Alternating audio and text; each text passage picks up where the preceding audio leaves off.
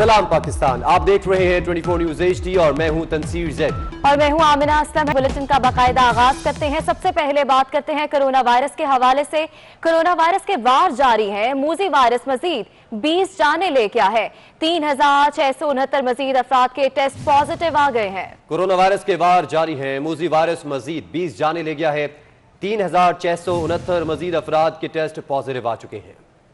एक ही रोज में 3669 अफराद में कोरोना की तशखीस हुई और मुल्क भर में कोरोना के बायस 13,863 अमवात हुई। मुल्क भर में सेहतियाब होने वालों की तादाद 5,83,538 हो गई। NCOC के मुताबिक मुल्क भर में कोरोना केसेस की तादाद 6,30,471 है। सबसे ज्यादा केसेस सिंध में 2,63,290 जबकि पंजाब में 1,99,040 केसेस रिपोर्ट हुए। इसी तरह खैबर पख्तूनख्वा में 80,037, बलोचिस्तान में 19,342 केसेस रिपोर्ट हुए। इस्लामाबाद में 52,086 जबकि गिलगित बल्तिस्तान में 4,972 केसेस रिपोर्ट हुए। आजाद कश्मीर में कोरोना मरीजों की तादाद 11,783 हो गई। NCOC के मुताबिक कोरोना के मरीजों में तशवीशनाक हद तक इजाफा हो रहा है। Sagheer Ahmad, bureau chief 24 news, Islamabad.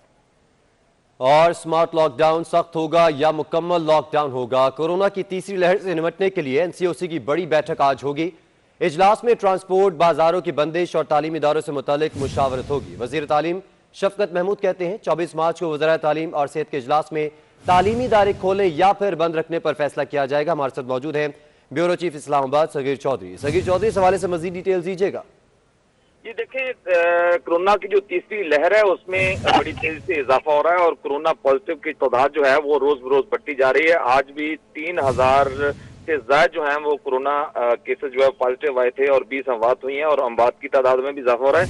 इस सारी सूरत हाल को मद्देनजर रखते हुए NCOC चूंकि रोजाना की बुनियाद पर इस पर मीटिंग करती है, आज भी एक अहम मीटिंग होने जा रही है जिसमें जो लॉकडाउन है खसूसी तौर पर मुख्तलिफ शहरों में स्मार्ट लॉकडाउन चल रहा है और इसके अलावा जो मुख्तलिफ मार्केटों के औकात कार हैं, खसूसी तौर पर हफ्ता और इतवार को मार्केट बंद होने के हवाले से एक अहकाम जारी किए गए हैं इंतजामिया की जानिब से NCOC की हिदायत पर। तो उस पर आज जो है वो फिर उनका असर नौ जायजा लिया जाएगा और इस हवाले से ये जायजा लिया जाएगा कि क्या मुकम्मल लॉकडाउन जरूरी है या फिर स्मार्ट लॉकडाउन ही किया जाएगा या इसमें मजीद सख्ती की जाए और कोरोना SOPs जो है उस पर जो है सख्ती से अमल दरामद करवाया जाए। तो इस हवाले से ये शेड्यूल मीटिंग जो है वो NCOC में है और इसमें जो है वो हुकाम बाकायदा तौर पर ब्रीफिंग लेंगे और उसके बाद इसका फैसला होगा कि स्मार्ट लॉकडाउन को मुकम्मल लॉकडाउन में तब्दील कर दिया जाए या फिर उसी रूटीन में चला जाए। जी ठीक है, बहुत शुक्रिया सगीर चौधरी आपका। तो नाज़रीन को बताते चले कि मुकम्मल लॉकडाउन लगाना है या स्मार्ट लॉकडाउन को ही मजीद सख्त करना है, इस हवाले से अहम बैठक होगी आज और इस हवाले से सगीर चौधरी भी हमें अपडेट कर रहे थे। तीसरी लहर बेकाबू होती जा रही है और इस हवाले से इजलास की अगर बात की जाए तो इजलास में ट्रांसपोर्ट, बाजारों की बंदिश और तालीमी इदारों से मुतालिक मुशावरत होगी। वजीर तालीम शफकत महमूद कहते हैं 24 मार्च को वज़राए तालीम और सेहत के इजलास में तालीमी इदारे खोलने या फिर बंद रखने पर फैसला किया जाएगा। स्मार्ट लॉकडाउन सख्त होगा या मुकम्मल लॉकडाउन होगा? कोरोना की तीसरी लहर से निपटने के लिए NCOC की बड़ी बैठक आज होगी। कोरोना से मुतासरा तालीमी इदारे कब खोलेंगे? तालीम और सेहत के वज़रा का इजलास 24 मार्च को तलब कर लिया गया है। वज़ीर तालीम शफकत महमूद कहते हैं बच्चों, असातिज़ा और अमले की सेहत अव्वलीन तरजीह है। इस हवाले से आपको बताएं कि सवाल उठ रहा है कि कोरोना से मुतासरा तालीमी इदारे कब खुलेंगे। इस तमाम तर सवालात के पेश नज़र तालीम और सेहत के वज़रा का इजलास 24 मार्च को तलब कर लिया गया है। वज़ीर तालीम शफकत महमूद कहते हैं कि बच्चों, असातिज़ा और अमले की सेहत अव्वलीन तरजीह है और इसी चीज़ को मद्देनजर रखते हुए इजलास में फैसले भी किए जाएंगे। तालीम और सेहत के वज़रा का इजलास 24 मार्च को तलब कर लिया गया है। वज़ीर तालीम शफकत महमूद कहते हैं कि बच्चों, असातिज़ा और अमले की सेहत अव्वलीन तरजीह है। कोरोना से मुतासरा तालीमी इदारे कब खुलेंगे? इस सवाल के पेश नज़र तालीम और सेहत के वज़रा का इजलास 24 मार्च को तलब कर लिया गया है। वज़ीर तालीम शफकत महमूद कहते हैं कि बच्चों, असातिज़ा और अमले की सेहत अव्वलीन तरजीह है।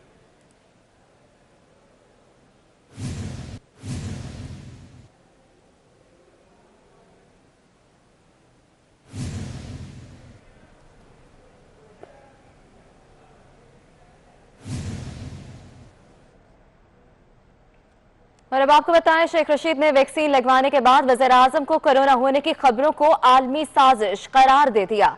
वज़ीर दाखिला ने कोरोना SOPs मजीद सख्त करने की भी तजवीज़ दे दी है, जबकि आपको बता रहे हैं शेख रशीद ने वैक्सीन लगवाने के बाद वजीर आजम को कोरोना होने की खबरों को आलमी साजिश करार दे दिया है। वजीर दाखिला ने कोरोना एसओपीज मजीद सख्त करने की हिदायत भी कर दी है। इसी हवाले से आपको बताएं कि शेख रशीद ने 24 न्यूज के नुमाइंदे अवैस कियानी से गुफ्तगू भी की है। आइए आपको सुनाते हैं।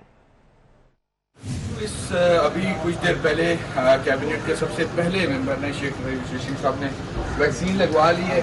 वज़ीर आज़म को जब कोविड हुआ तो वैक्सीन पर बहुत से सवाल उठे, तो उसको आप कैसे देखते हैं और आप अपने कोलीग्स और देखें, ये इंटरनेशनल साजिश है चीन के खिलाफ। लोग जो इस चाइनीज वैक्सीन को बदनाम कर रहे हैं, खुद प्राइम मिनिस्टर ने भी लगवाई है और मैंने भी आज लगवाई है। सिर्फ मुझे बारी का इंतजार था, 2 दिन पहले मेरी बारी आ गई थी और ये ज़बरदस्त वैक्सीन है चाइनीज़। मैंने पूछा है खुद डॉक्टर से, इस हॉस्पिटल में 4000 लगी हैं, 4000 में से किसी को कोई शिकायत नहीं। और आप समझते हैं कि जो कल कैबिनेट ने भी मंजूरी दी है वैक्सीन की कीमत, वो प्राइवेट लोगों के लिए दी है, जो प्राइवेट, ये मुफ्त है वैक्सीन हुकूमत पाकिस्तान की तरफ से।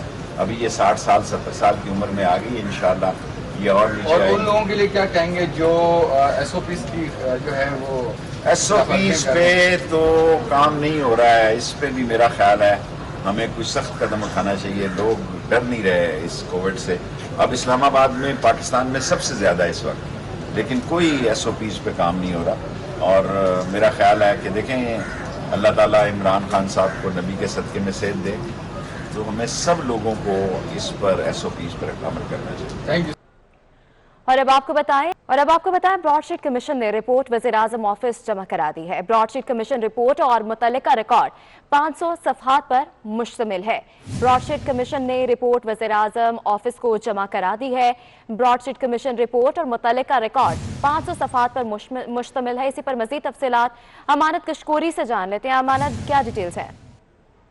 जी बिल्कुल, जस्टिस रिटायर अजमत सईद शेख की सरकारी में कायम करदा ब्रॉडशीट कमीशन ने अपनी जो तहकीकात है वो कल मुकम्मल कर ली थी और आज जो तहकीकाती रिपोर्ट है वज़ीर आज़म ऑफिस में जमा करा दी गई है।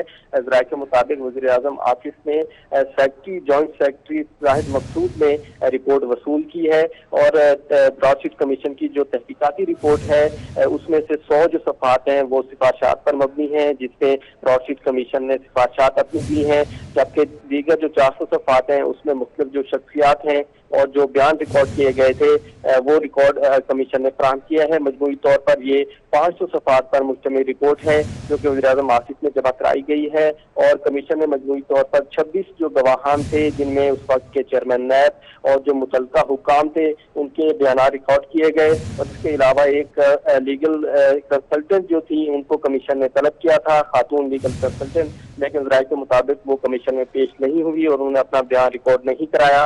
तो कमीशन ने अपनी तहकीकात मुकम्मल की है। 29 जनवरी को ये हुकूमत ने ब्रॉडशीट स्कैंडल की तहकीकात के लिए कमीशन कायम किया था, जिसने 9 फरवरी को बाकायदा अपनी तहकीकात का आगाज किया था और हुकूमत की जानिब से 6 हफ्ते दिए गए थे कमीशन को तहकीकात मुकम्मल करने के लिए, और जो कि कमीशन ने वक्त से पहले ही कल अपनी तहकीकात मुकम्मल करनी और आज रिपोर्ट जो है वो जमा करा दी गई है।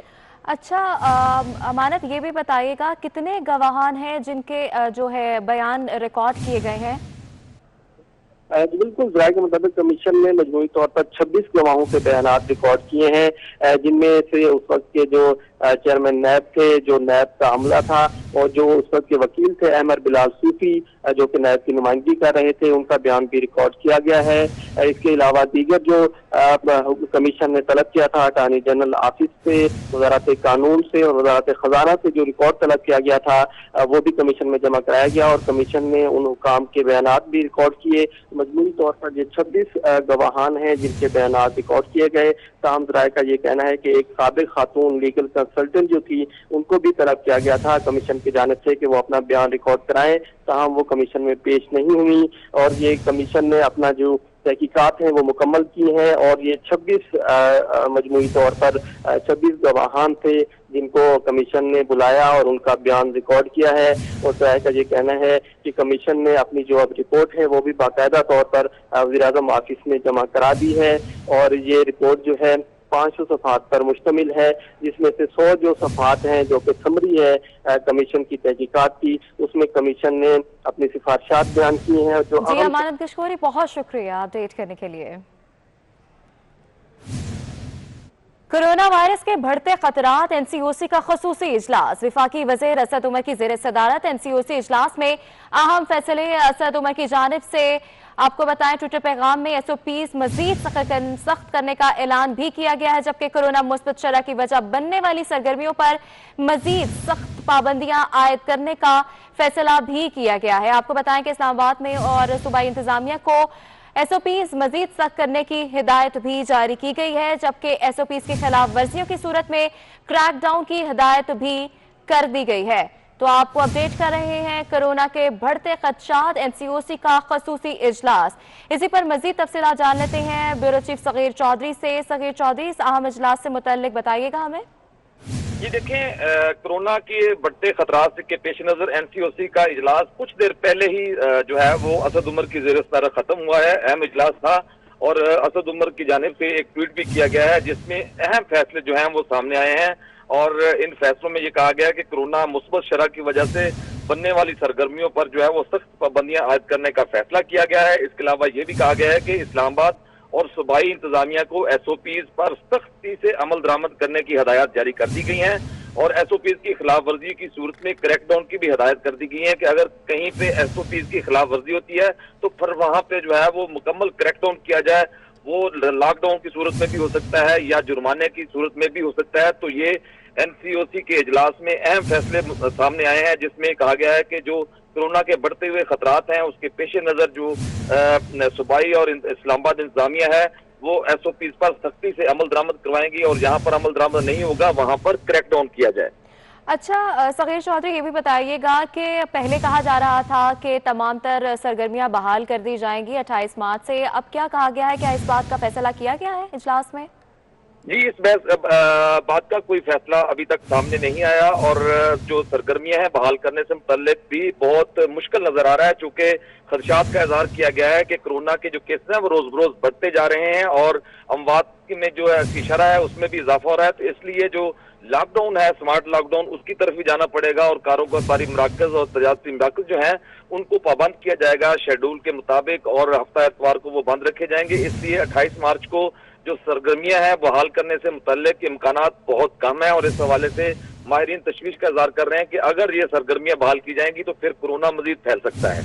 अच्छा सगीर चौधरी, ये भी बताइएगा कि एसओपीज की बात की गई है कि मजीद सख्त किए जाएंगे, क्या उन्होंने एसओपीज हाईलाइट किए हैं इस दफा? क्या क्या होंगे? जी, जो ऑलरेडी एसओपीज जो है वो उस पे जो है वो एसओपीज जो है वो सामने आ चुके हैं और दफा 144 का नफाज है। इसके अलावा जो है वो मास्क पहनने अपने मास्क की हर सूरत में जो है वो पाबंदी लाजमी है। इसके अलावा जो मार्केटों के शेड्यूल हैं वो भी जारी किए गए हैं और इसके अलावा जितने भी मार्केट में आने जाने वाले लोग हैं उनके लिए मास्क का होना भी लाजमी है।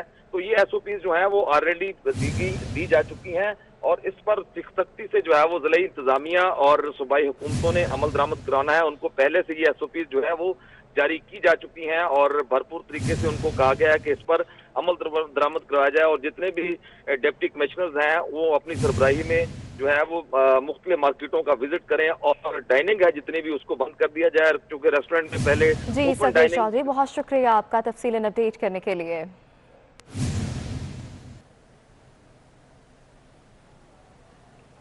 बुलेटिन में खबरों का सिलसिला जारी रहेगा लेकिन एक ब्रेक के बाद हमारे साथ रहिए। NA 249 में ज़िमनी इंतखाबात से कबल पीटीआई में इख्तलाफात खुलकर सामने आ गए हैं। MPA मलिक शहजाद अवान ने अमजद आफरीदी को टिकट देना शिकस्त के मुतरादिफ करार दे दिया है। उन्होंने कहा कि अमजद आफरीदी ये इंतखाबात नहीं जीत सकते।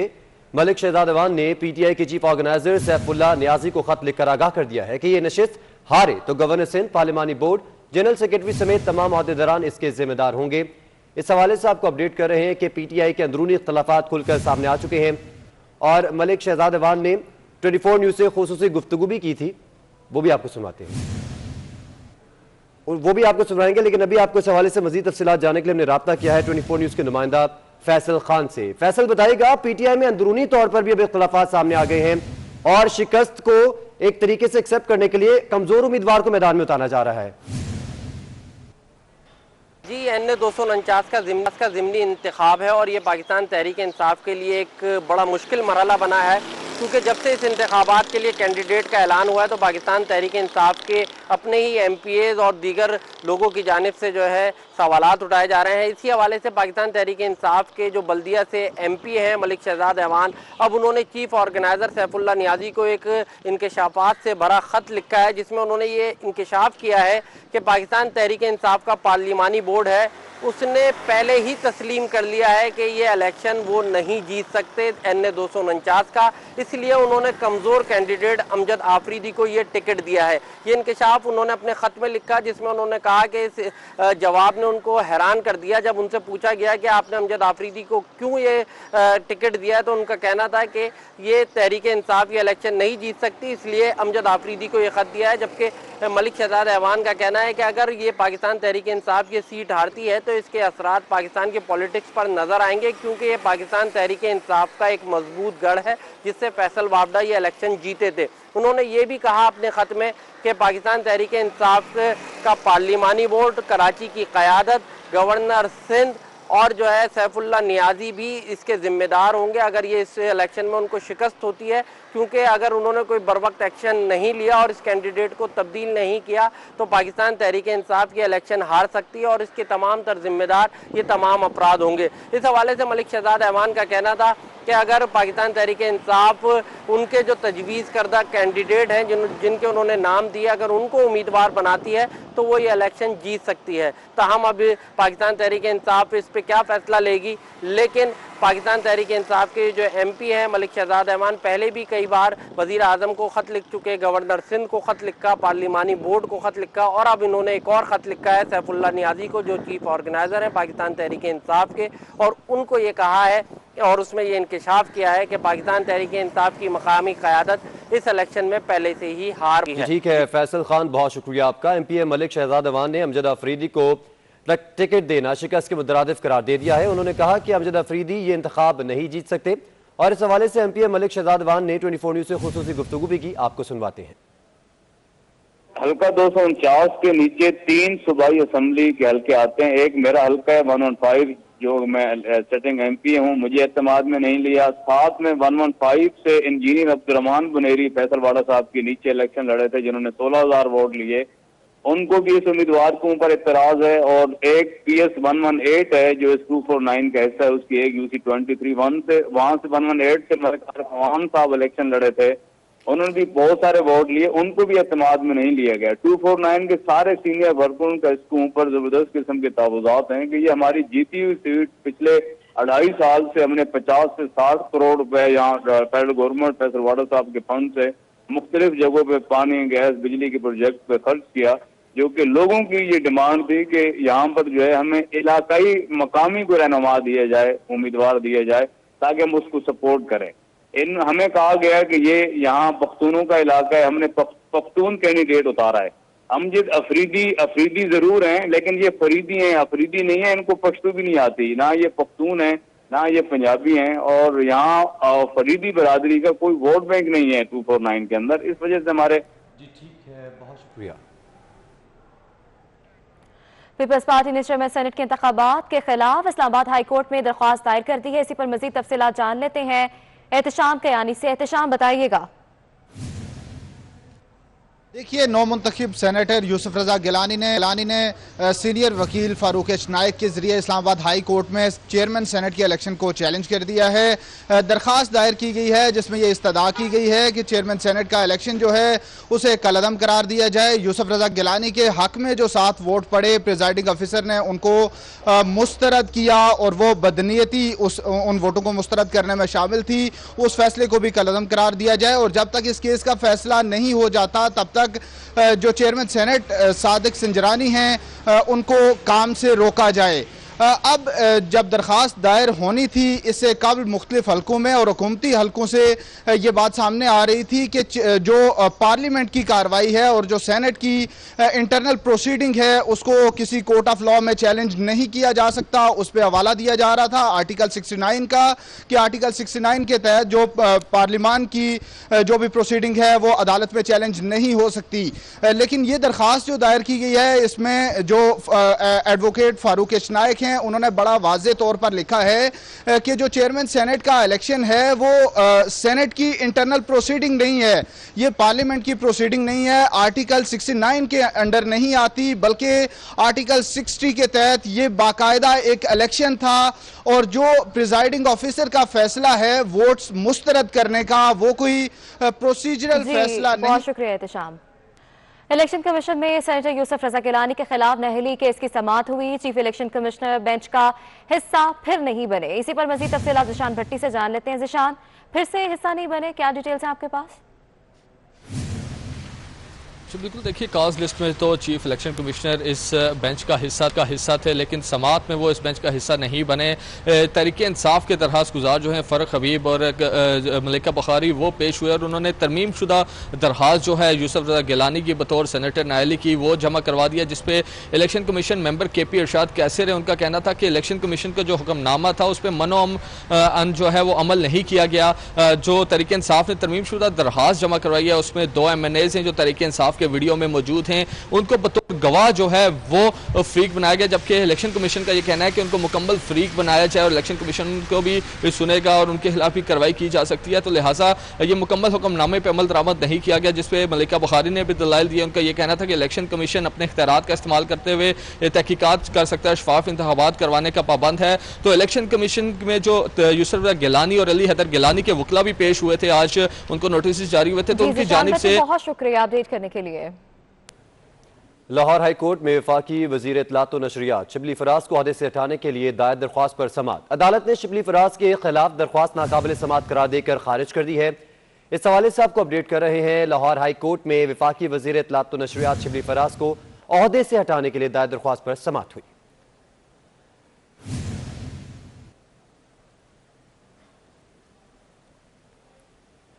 कौमी क्रिकेट टीम के कप्तान बाबर आजम के खिलाफ FIA में इंदराज मुकदमा के हुक्म का मामला। कौमी क्रिकेटर के कप्तान बाबर आजम की इंदराज मुकदमा के हुक्म के खिलाफ दरख्वास्त पर समाअत।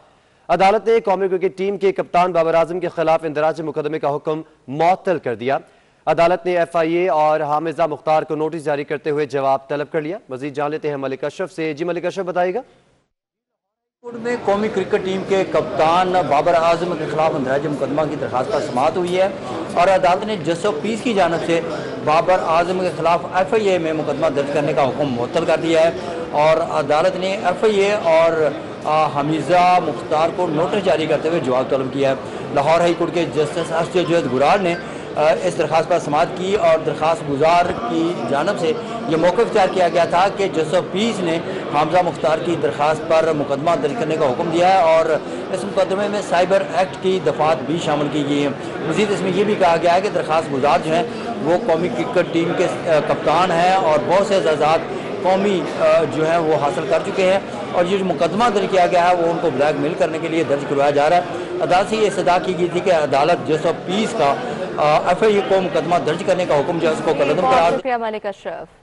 और अब आपको बताएं, कौमी क्रिकेट टीम का intra squad warm up match one day जारी है। इस पर बात करेंगे हाफिज शहबाज अली से। जी हाफिज शहबाज।